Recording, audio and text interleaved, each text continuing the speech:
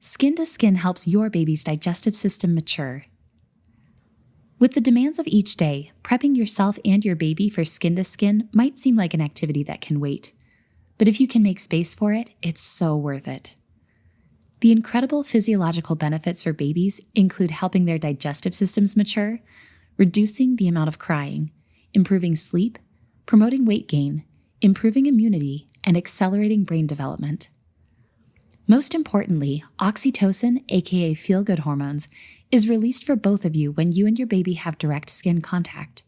So try to find time and prep yourself and your baby for sweet skin-on-skin moments. Here are some tips for skin-to-skin time.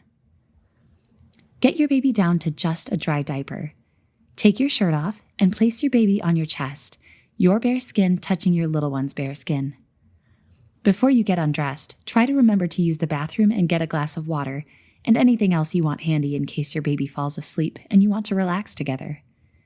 Then cover your baby with a blanket, enjoy the sweet snuggles, and let nature take its course.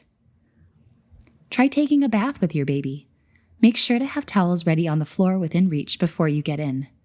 A space heater in the bathroom can give you a little extra warmth. Be sure to keep the heater as far from the tub as possible. If your baby enjoys a massage, your light touch with coconut oil or another baby-safe oil is great for skin-to-skin contact. Use dark or older towels because sometimes the massage oil can stain fresh white towels. Massage for babies is most calming from the center of their bodies out, so start with your baby's chest and move out to legs and arms. The loving touch is what matters here. You don't have to do lots of how-to research on infant massage.